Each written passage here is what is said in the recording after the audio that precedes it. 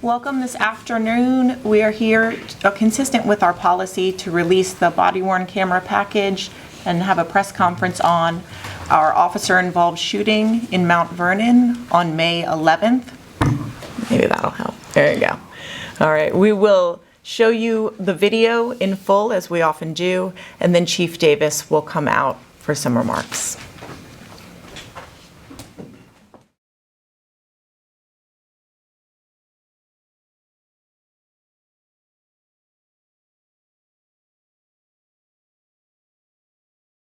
On May 11th, an officer assigned to the Mount Vernon Police District was alerted to a stolen vehicle that passed a license plate reader near the 6300 block of Richmond Highway. The officer began searching the area and saw the stolen U-Haul enter a gas station parking lot. The officer attempted to detain the driver of the stolen U-Haul to further the investigation. The following is surveillance footage from the gas station parking lot.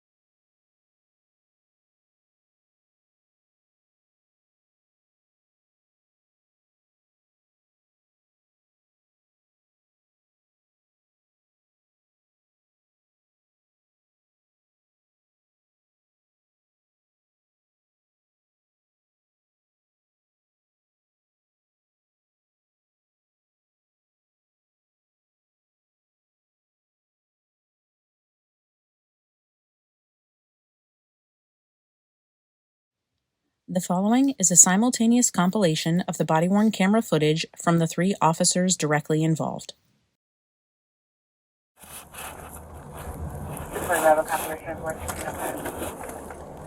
You sure you copy ops?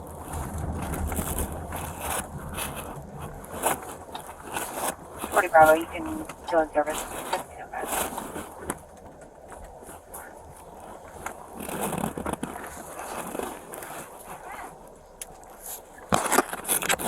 Bravo. Bravo, I'm directing towards 41 Bravo. Hey, sir. Can I do something? Driving a U-Haul? Yeah. Yeah, can you talk to me real quick over here? Of course. Alright, we're gonna go right over here, man. What did I do? What? I said, what did I do? Alright, it's right here. Alright? Right now you're being detained, okay? This For what? This report stolen. Why? Since when? You're not in an arrest right now, you're just being detained, okay? What's reported stolen? Alright. 2-Tom Bravo. Hold the channel. Send me unit to stick up your legs. North Walmart.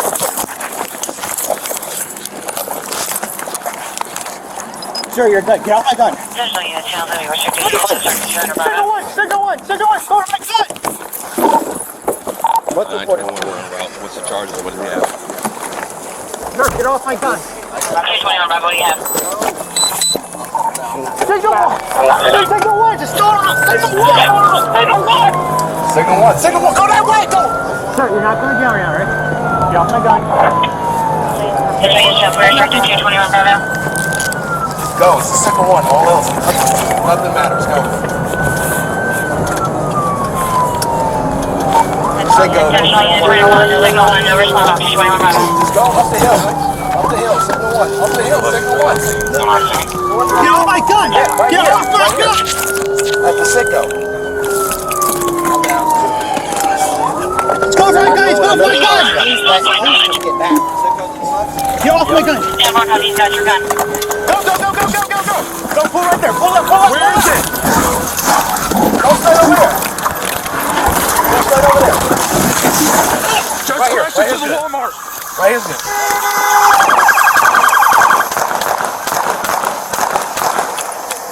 Hey, Chris! Where we at, Chris? Chris, where we at? In the car. In the car. What car? The SUV. In the SUV. Let me Get down on the ground! Get down on the fucking ground! Watch crossfire. Watch crossfire. You good, Ryan? Come here, brother. Come on, Let's go. Let's go. Where you shot? Emergency traffic only. 921, shots fired, several shots fired. We got the guy. He's going to be 1061. We got an officer. We're trying to check him, see if he's been hit. Everybody expedite. Go.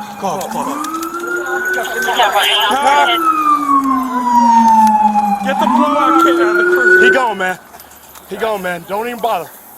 Leave him how he is. I need the location. Pendle, McDonald's. The following is body-worn camera footage shown individually as the assault on the officer unfolded.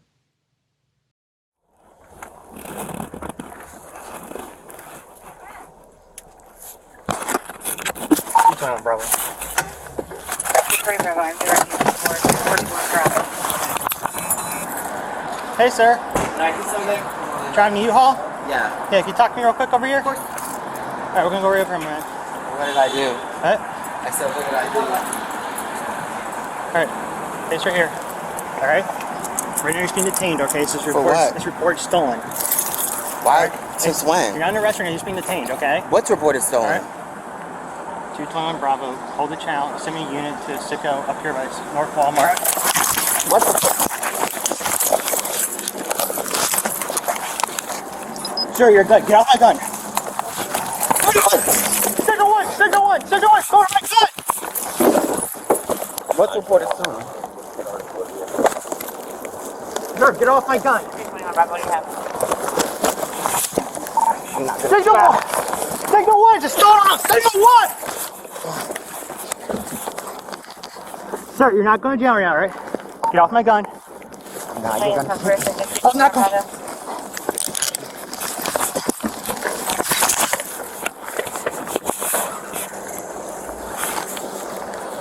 That's all you guys. We're going to call this signal one. No response. 21 Bravo. Look. Get off my gun! Get off my gun!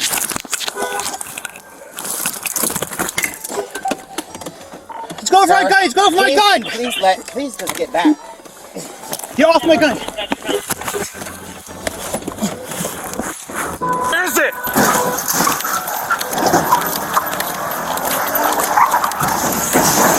Just crashed into the Walmart.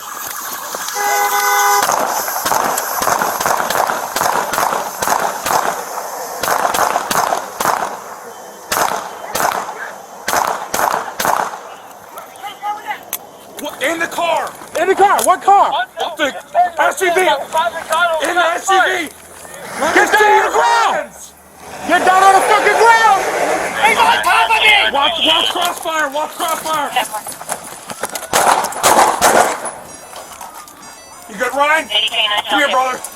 Come on, Let's go! Ryan, where you shot? Where you shot? Tell me. Emergency traffic only. Set him down. 921, shots fired, several shots fired. We got the guy. Where are you shot? I don't know. We got an officer. We're trying to check him, see if he's been hit. Everybody expedite. Go. Where are you at? Get the blowout kit out of the cruiser. He gone, man. Don't even bother. Leave him how he is. What is the location? I need the location. Pendle. McDonald. Copy, send on it. Where are you hit, bro? Do you have any idea? I don't know. I believe. Stay around the station. Get his belt off. Where's the guy at? He's right here. He's in the ground. Don't worry about him. Don't worry about him. He's dead. Figure that out right Make sure he's good to go. Can we confirm our any officers? Hey, cut his pants off. That constantly cuts his pants off. How much you be on the officer now? Is he hit anywhere? They're checking. The victim officer was treated and released at a nearby hospital for injuries he sustained from the abduction and assault. Brandon LeMagne, 38, of Newport News, was declared deceased at the scene. The U-Haul was confirmed to be stolen from the city of Richmond. Good afternoon. I often say that these body-worn camera videos speak for themselves. I believe this is one of those instances. You probably picked up that our officer was attacked, to say the least. The perpetrator attempted viciously and violently to disarm our uniformed Fairfax County police officer, and I think you saw that rather clearly. On top of that, he was literally abducted and taken hostage in his own marked police car. You saw that as well. The responding police officers, and it's tough to watch the three body-worn cameras playing simultaneously, but you'll get copies of this to review later as well. But playing that compilation simultaneously, I think, gives the viewer the perspective that all this is happening very quickly, it's happening very violently, and it's happening all at once. So that's why we played the three simultaneous, and then we broke it down body camera by body camera by body camera. You probably also picked up that, or you may not have, our holsters that, and I have one on right now, that carry our firearm have a double retention feature. I'm not going to describe that double retention feature because I don't want that to be public knowledge. But thankfully, we've had this double retention feature holster for several years because one of the two retention mechanisms was defeated. It was the second retention mechanism that ultimately contributed to this officer living to fight another day, because I firmly believe that the perpetrator, the assailant in this case, if he were to have lodged that gun free from the officer's holster, would have killed him, would have executed him. There's no doubt in my mind. This will be handled like all officer-involved shootings with two simultaneous investigations.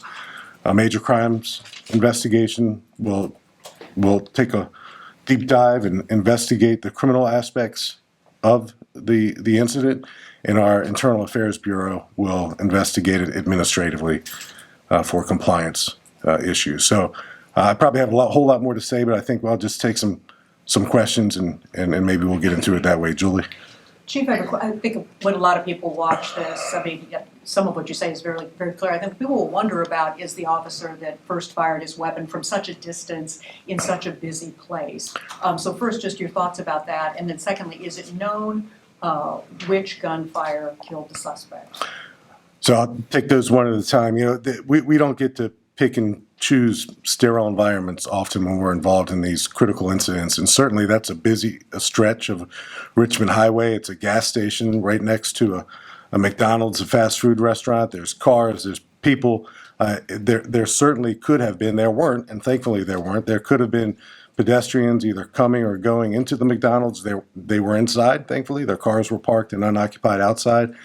So certainly that runs through our minds, and it runs through the minds of the officers in real time when they're dealing with a potentially real deadly threat. And that assault that went mobile, that kidnapping, that abduction that went mobile, happened in real time in a small amount of space. So our officers are trained, like police officers across the country, to consider their background, to consider the presence of others who could be in harm's way.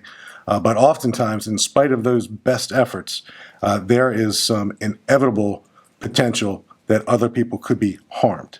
And I put that squarely on the perpetrator. He chose to do this. He responded to his actions. His actions, in my opinion, his intent rather, was to kill that police officer. So, but certainly that's a consideration. And anytime we have a critical incident, there will be training conversations that result. There are certainly some parts of this critical incident that we will continue to examine and will be part of our training curriculum going forward, either to enhance or to alter. But that's all part of our review while the investigation is going on at the same time. Matt. We had the first round of gunshots from that officer, but then the second one, when the officer pulled him away from the cruiser, and then you hear more gunshots. Was Brandon already dead at that point? I don't know. So as you know, I think, Julie, if I didn't answer this part of your question, and Matt, I'll try to answer it. The perpetrator was struck several times. I don't know if we know right now. We may, as the investigation moves forward, which round or rounds proved to be the fatal rounds, and from which firearm they came from. Obviously, 2 uniformed Fairfax County police officers their firearms. So we may be at a point in the future to know that. It happened so quickly. You see the second officer, and the word I used at the scene was bravery or hero. I think I used the word hero. I mean, you see that second officer who is running literally. You know, you hear the phrase routinely about first responders, cops, firefighters running towards gunfire. He was running towards gunfire, literally. And you can see how he did that. So when he exposed himself, and he didn't know, and I imagine as our investigation will continue to reveal, you know, to the extent that either officer or both officer even knew that our own police officer was still in the car, that's all part of our investigation. Did they think it was just the perpetrator? Did they think the officer was still in the car? That's something we're going to ask as the investigation moves forward. But certainly this was a violent crime in progress. And the officers who responded did so quickly. Thank God that they were so close and they were able to respond so quickly. And thankfully, you might pick up on this, our officer had his microphone attached to his upper vest, as opposed to when I came on, you had to pull your microphone out of your holster and put your thumb on it. So I think the fact that his microphone was so readily available on his outer vest carry, he was able to transmit that someone was taking his gun. And I think he said, at least to the perpetrator 6 times, "Get off my gun, get off my gun, get off my gun." And I believe he made at least 3 radio transmissions to the effect of, "He has my gun, he has my gun, he has my gun." And by "he has my gun," clearly, and again, facts, not opinion, the perpetrator has both hands and one hand on that gun most of the time. And thankfully, the retention feature prevented that gun from coming out of the holster, and the officer, who's about a 3-year veteran, stayed on his feet. So I think that's consistent with his training.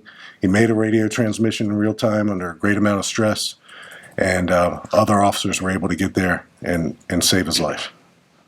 Yeah, Jay. Chief, things happened so quickly. The initial officer who fired from a little far away that Julie had referred to, was that number 2 based on the camera, and then the one who pulled the perpetrator out of the vehicle and shot him on the ground, was that the same officer? Different officers. The one who fired from a greater distance was the first officer who was on the scene.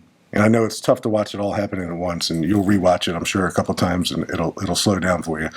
But the second officer who came, who's a 24-year veteran, he's actually been assigned to the Mount Vernon district his entire career in a patrol capacity. He's a legendary Mount Vernon police officer. He was the second officer who responded, and he's the one who approached the car, and he's the one who pulled the perpetrator off of our police officer.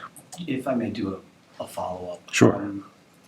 Obviously, it's hard to watch. Do you have any concerns about him pulling that person off and on the ground shooting and killing him? Yeah, so the investigation that Major Crimes and Internal Affairs is conducting will look for adherence to laws and adherence to use of force policies.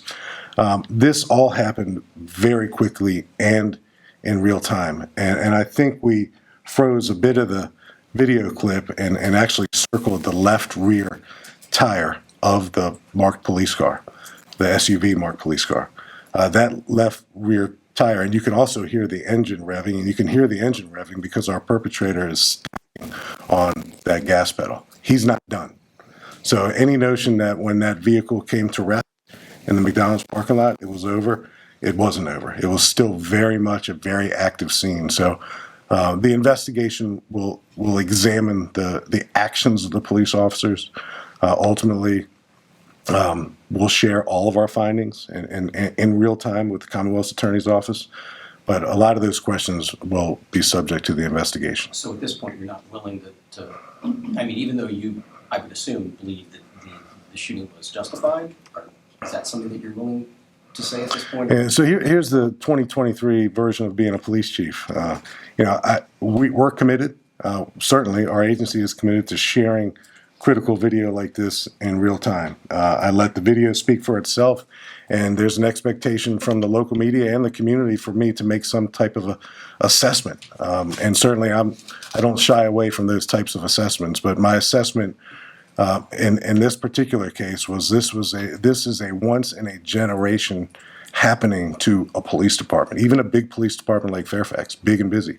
This doesn't happen but once a generation, for a police officer to be the subject of someone attacking him, trying to pull his own gun out of his holster. So, and it was very much in progress. He was assaulted, he was taken hostage, he was abducted. The actions of the two responding officers, I believe, were more than appropriate given what we know then and now. The investigation still has to move forward. We still have to ask questions that we need answers to. And some of those are forensic questions with forensic answers. So the investigation's not complete. The investigation's ongoing. But these officers, and I think, believe what you're seeing there. These officers ran toward gunfire, and their only intent was to save the life of that police officer who was screaming for help. Olivia. Regarding after shots were fired, I believe you hear, and correct me if I'm wrong, but you hear them say, "Don't bother doing life-saving measures." Is that typical, or what's kind of the procedure guidance? So I think, and again, I don't want to go frame by frame. There was a real concern that our officer, our victim police officer, the one who was abducted and assaulted, there was a real concern or belief, at least a concern, but certainly probably a belief at the moment that he had been shot. So I don't think I'm going out on a limb saying you've probably rarely seen body-worn camera footage of a police officer getting all of his clothes cut off of him at a scene, because they're looking for bullet holes. And the officer himself doesn't even know if he's shot. You see blood. So I think what the police officers were trying to do at the scene was to render aid to their fellow police officer. Now, that is certainly something we never expect to be done at the expense of anyone else. But all the actions, behaviors, decisions that the police officers made at the scene will be thoroughly reviewed. But I think based on what we see on that video is there's a real belief, minimally a thought, that our own police officer had been shot. And that's not just based on his radio transmissions. That's based on the fact that when our 24-year veteran police officer went and pulled the perpetrator off of our police officer, you think the worst. And I think all the circumstances surrounding that, a reasonable police officer would think that their fellow police officers was either hurt or killed. Julie, do you have something then? Yeah, a couple, just to follow up on that. Max. We don't see it in the video, did they ever do any life-saving measures on him? I mean, I think to some people that's going to, I understand what you're saying about your officer being a big priority there. Yeah. But when people see that, some of them might react Yeah, no, to it and yeah, think it was kind of callous. I mean, do you know yeah. if he ever was given care, or did they Yeah. just think it was too late for him, that he was gone? So again, those are questions that we're going to ask. Was the perpetrator in this particular case obviously, or was there a observation that he was deceased and no life-saving measures were going to make a difference? I don't know. Certainly, you can't take away from the fact that Several other police officers are literally retrieving their trauma kits from their cars, and they're cutting the clothing off of their fellow police officer. You see one police officer standing in the background literally with a tourniquet because he's expecting to have to apply it. So a lot is happening at once, and I understand the sensitivities involved when someone in public safety, a first responder, appears to make a decision or make a comment that's either callous or dismissive, and all those things will be addressed. But I think in this particular case, the perpetrator was deceased, and the police officers on the scene were certainly concerned about their colleague either bleeding to death from gunshot wound or wounds, and I think the video depicts that. And the other follow-up on that, sorry about this part. That's right.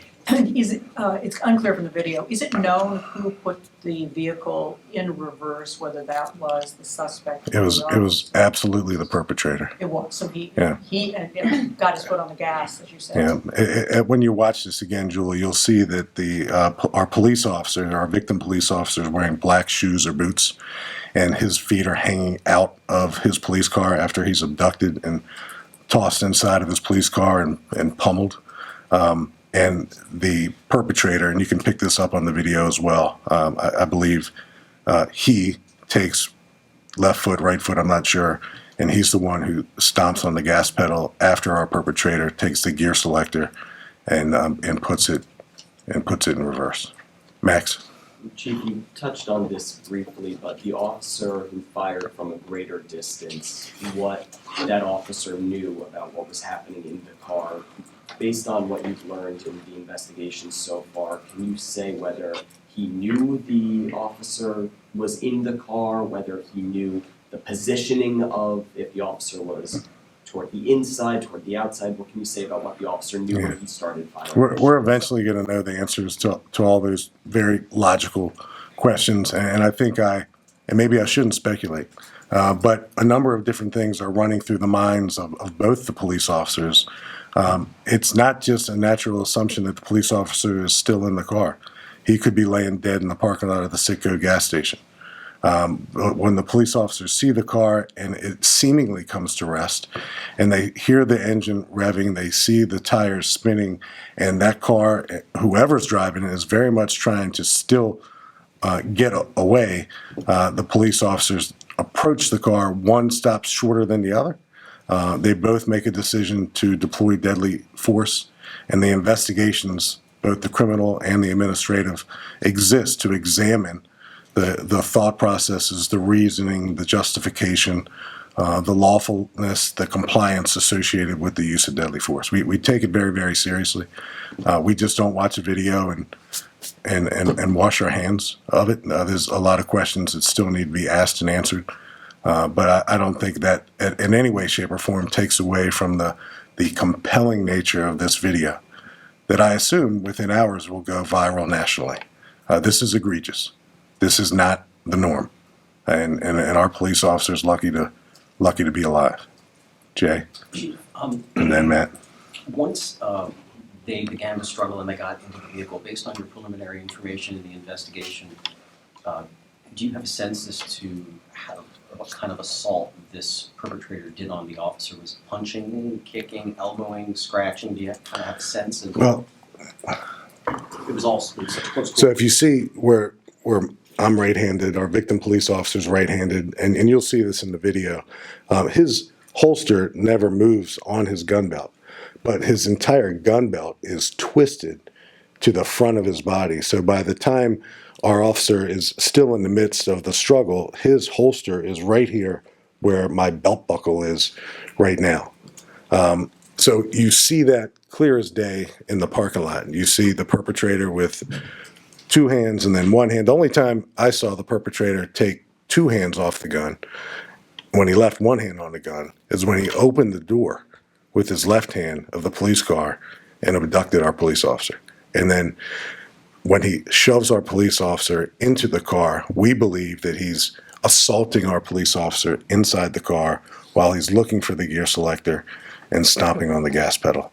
Again, all those, I think, you watch this video enough times, you can probably come to that same conclusion, but there are other questions that need to be asked during the course of both our investigations.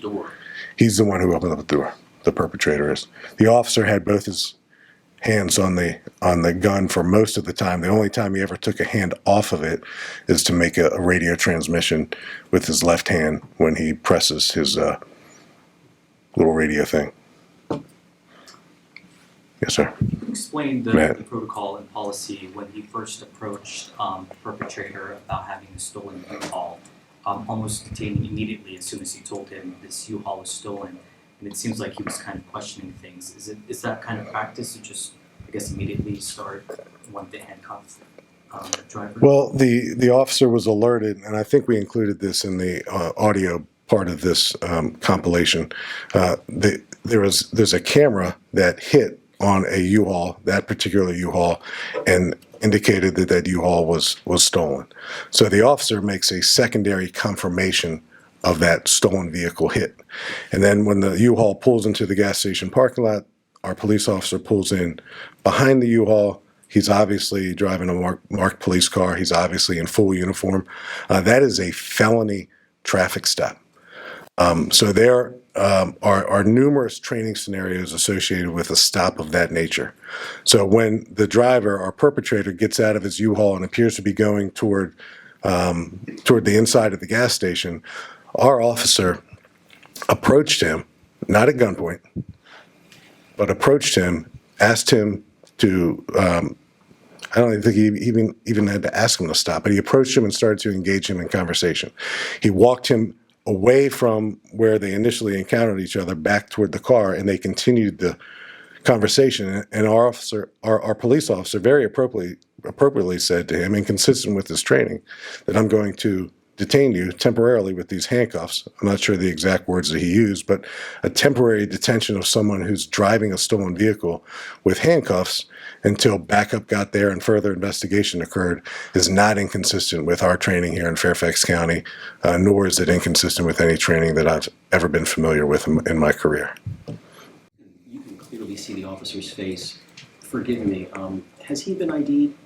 Yes, we've placed, I think last weekend, we have a 10-day name release policy.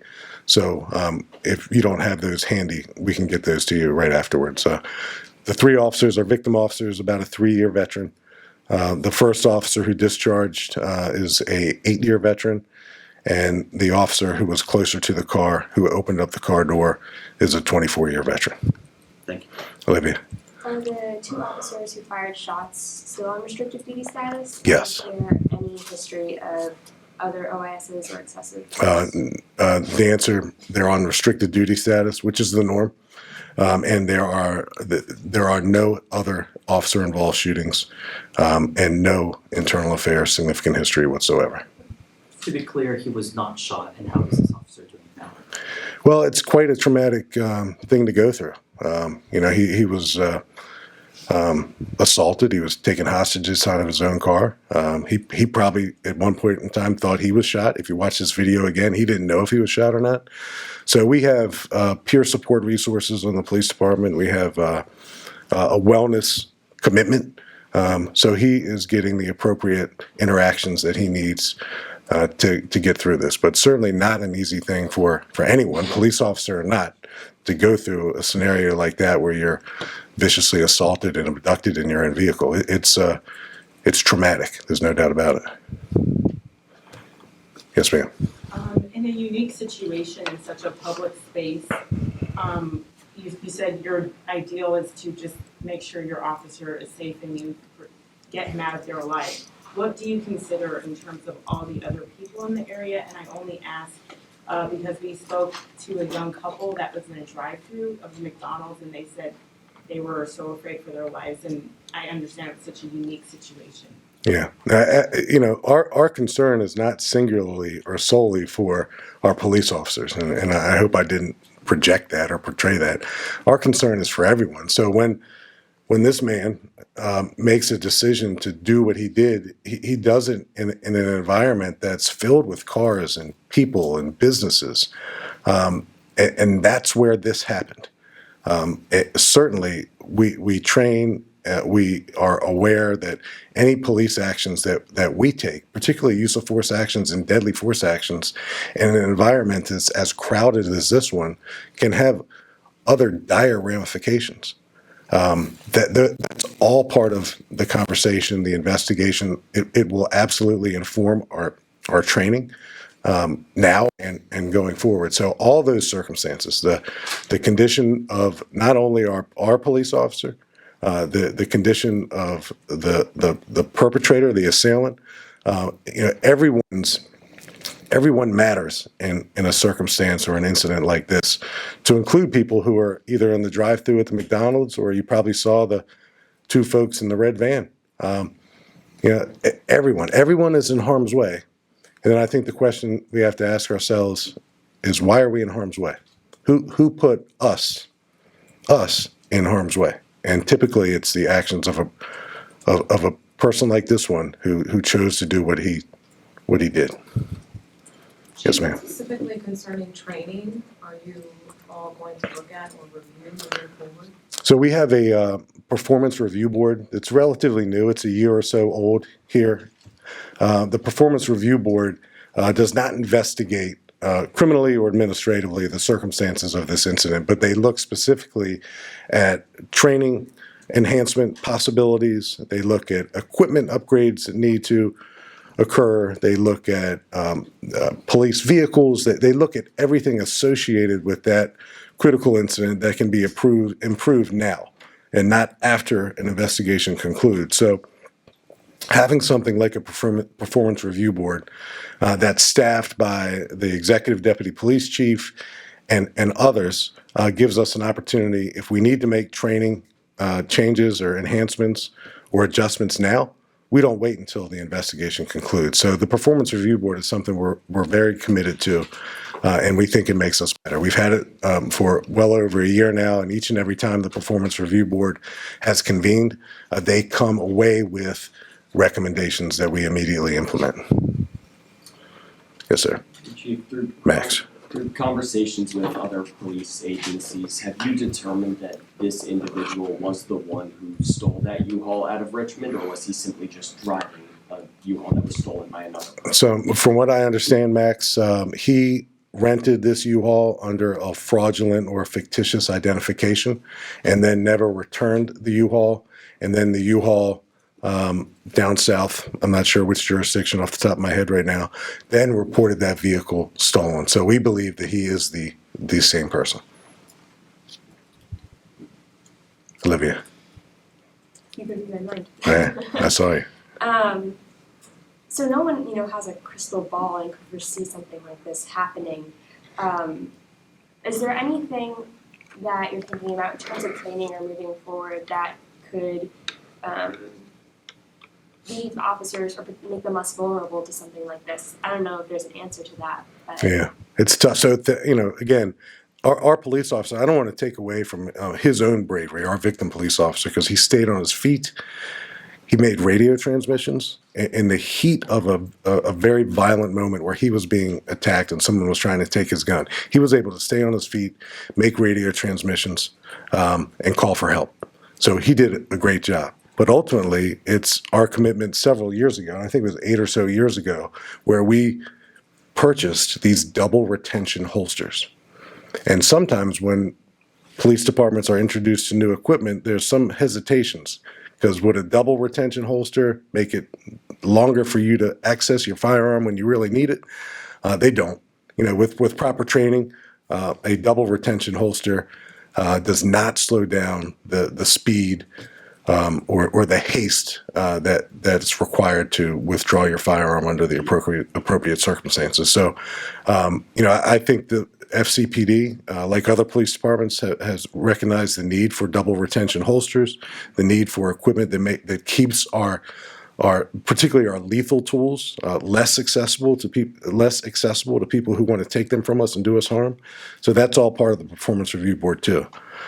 We've certainly made a commitment, even recently within the last year or so, to purchase BolaWrap. BolaWrap is the brand name of a less lethal device. We're always looking for that next generation of technology whether it's less lethal or whether it's equipment or retention features associated with our lethal weapons to purchase and adopt. We're always looking to be an early adopter. And I think the fact that we were an early adopter with double retention holsters 8 years ago paid off 2 weeks ago.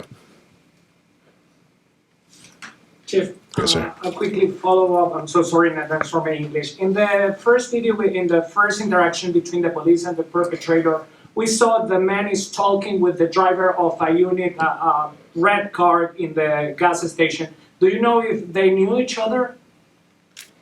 We don't believe that our perpetrator interacted with anyone in that red van. We think he was walking by the front of that red van. We think he was on his way to open up the door to go into the convenient store, the Citgo convenience store. We do not believe that our perpetrator knew. I think there was a driver and a passenger in that red van, and we blurred their faces and their tag because they're arguably irrelevant, and we're not identifying people who aren't pertinent to the incident.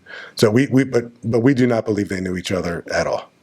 Jay. Chief, do you know where he was heading by chance? Was he getting gas and going back to Richmond to return the U-Haul, or do you have any? I don't know. We executed a search warrant because we were interested in the content of the U-Haul, and we found clothing and assorted items. We also found identifications that did not belong to him.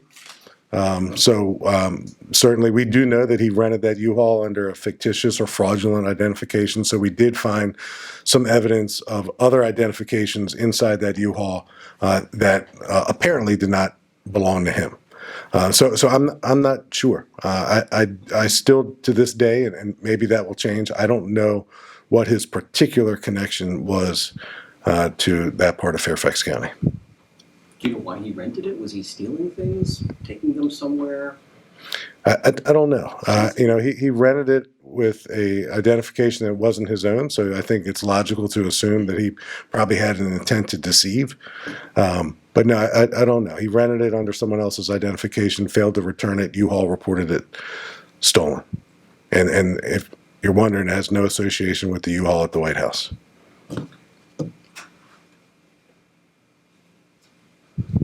All right. Thank you all very much. Thank you.